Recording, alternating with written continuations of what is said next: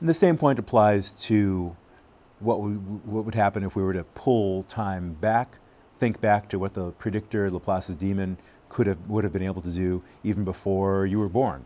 That is, there are just a finite number of further calculations that would have to be made that could have been made at the day of your birth or the day before your birth that would determine the physical situation of the mother out of whom you sprang and the way in which your early life went. These are all physical states of affairs. If universal determinism is true, then it looks like the conditions of your body are just an inexorable physical process that was determined by events that obtained even before you were born. So that Laplace's demon, in principle, would be able to predict what you would do, what you would have for breakfast this morning, even before you were born, say 19 years ago or 20 years ago, depending upon how old you are. And many feel that if everything you do is in this sense predictable based on physical conditions that occurred even before you were born, then one might wonder, is my sense of freedom when I wiggle my finger or eat my cereal for breakfast and so forth, is my sense of freedom illusory?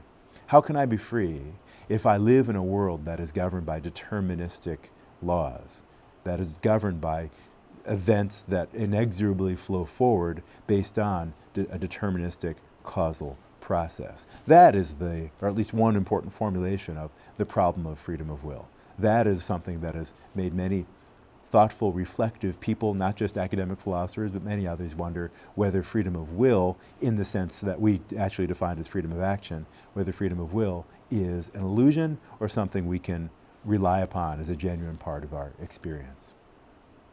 Well, one thing we want to lay down as a sort of baseline for answering the question whether under these conditions I can be said to have free will is the could have done otherwise condition. Many people feel that it's intuitively obvious that one necessary condition for being able to have free will is that when I do something, if I perform an action, I could have done otherwise than do what I did. So here's a partial definition. When I perform an act X, it seems that if that act is free, then it must be the case that I could have done otherwise than I did. So here's a case in which I seem clearly to lose my freedom. Suppose that, unbeknownst to me, I have inside of me a disposition to suffer from a Tourette's kind of syndrome, and I'm walking down the hall in a building where I work, and I happen to be passing someone on my left, but without any warning, what happens is that I have a Tourette experience, and my left elbow goes up, and it whacks the woman I'm passing on the cheek very hard, causing her jaw to be broken. Now, here's a case in which I would certainly apologize and I'd do everything I could in order to fix the damage. If necessary, I would hope that I'd be able to pay for the hospital bill and so on.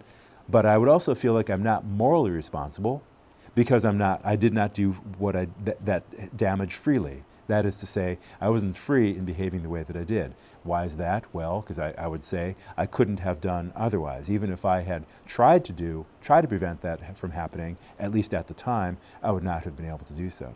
So one benchmark we want to have for what counts as the case of freedom of action, is could I have done otherwise? And in the case of a Tourette's kind of phenomenon, it looks like we would say, no, I couldn't have done otherwise. Contrast that with the situation in which I intentionally and maliciously cause my arm to go whack against this poor innocent person's cheek, causing her jaw to break. Now, that's a situation in which you might feel like I could have done otherwise. But on the other hand, if we live in a purely deterministic world, if all the physical events that occur even with regard to my body are produced by prior deterministic conditions, then even then you might wonder whether I really could have done otherwise. Maybe the difference between the Tourette's and the non-Tourette's type of situations would vanish under closer analysis.